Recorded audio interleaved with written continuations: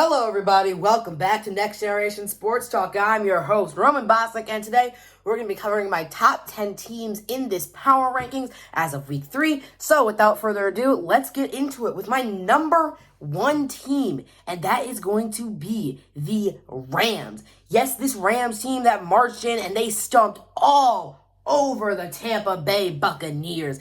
They absolutely smashed them. Matthew Stafford looked outstanding. That defense looks pretty good against Tom Brady. Cooper Kupp looks like a menace. If you have him in fantasy, he definitely is a menace for the other team. You know, he is a beast this year. He looks great. He's on pace for about 2,000 yards. Stafford on pace for 50 touchdowns. He looks amazing. This Rams offense looks amazing. Rams, no doubt in my mind, they're number one. At number 2, though, I've got a little bit of an oddball pick, and I'm putting the Bills here. Now, I know what you're thinking. You might think that maybe the Buccaneers should be there, but no, I think that the Bills have looked really, really, really solid. I think that, yes, that opening day loss against the Steelers was not very good, not very pleasant to watch, but I think it's just a bit of growing pains. It's the first week off the offseason. You're going to probably lose that game. I really do think the Bills have the potential to go to the Super Bowl, and I think that, honest to God, we could see a Rams-Bills Super Bowl in SoFi Stadium. That's honestly a really good possibility, and I think the Bills are one of the teams, if not the team to beat in the AFC. But at number 3, I have the Tampa Bay Buccaneers. They fell from 1 to 3 on my rankings. I would have had them fall farther, but they only lost to the 2 team on my list. The Rams were one of the best teams in the league, and I knew that coming into this game, so I don't think they deserve to fall any farther than 2 spots.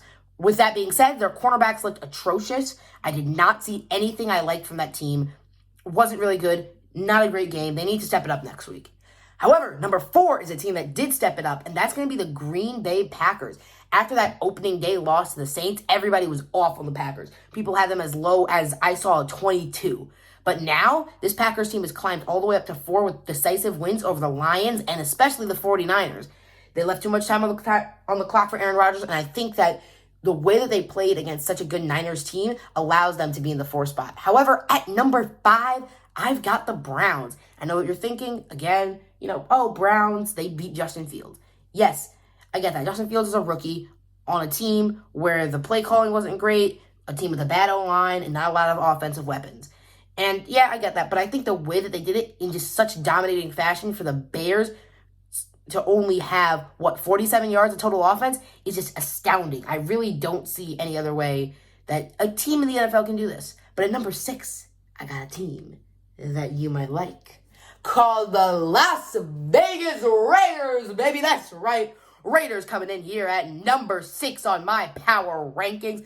I truly think this Raiders team has what it takes to become a wild card team. Heck, they could even win their division at this rate. They look good. Chiefs look flawed. Each team in their division has heavy flaws. And I think this is the Raiders' time to strike 3-0, top of their division. And I don't care. Bring the Broncos fans at me. Bring them.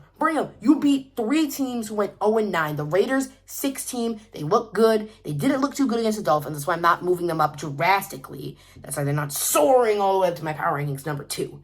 But, you played a game against the Dolphins, and you guys fought. You guys did not quit when you guys got cocky, I'll admit it. It wasn't the best showing, but I think the Raiders deserve to be at 6. But at 7, I have the Chargers. You go into Arrowhead, and you smack the Chiefs. You cause 4 turnovers on Patrick Mahomes. You just demolished them. Annihilation from the Chargers. I hate to compliment them, but they did outstanding against a very, very good Chiefs team. I really do think that this Chargers team deserves to be up there at 7, but at 8, we have the Cardinals, who you might be wondering how they fought. They almost lost to the Jaguars. I'm going to put that in perspective here.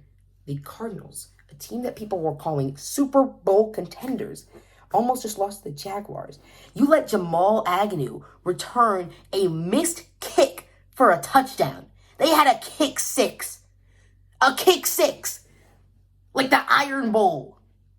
The last kick 6 anyone can remember was Auburn and Alabama. And we have another one in the NFL. Cardinals fall into 8 on my list. They need to pick it up next week. But at number 9, we've got the Ravens. I do not think they played very well this week. Almost lost to the Lions. Obviously, that game-winning field goal really, kept them up there. If they had lost to the Lions, they'd be out my top 10. Any team that loses to the Lions, out my top 10. But I really do think that the Ravens team, very good. very good, but they gotta fall. And at 10, I've got the team that used to be on top of the world, the Kansas City Chiefs. They fall after a devastating loss with 4 turnovers, where it looks like they basically just beat themselves up. It's like they were punching themselves the whole game. Patrick Mahomes did not look like himself. He tried to make no-look throws. Receivers were dropping the ball. Defense couldn't stop Justin Herbert, even with some really, really bad penalties on this Chargers team that probably shouldn't have happened. But without further ado, that's going to be my power rankings. I really do hope you enjoyed, and I can't wait to see you guys all next time. Until then, this has been Roman Bostic with Next Generation Sports Talk. Peace out.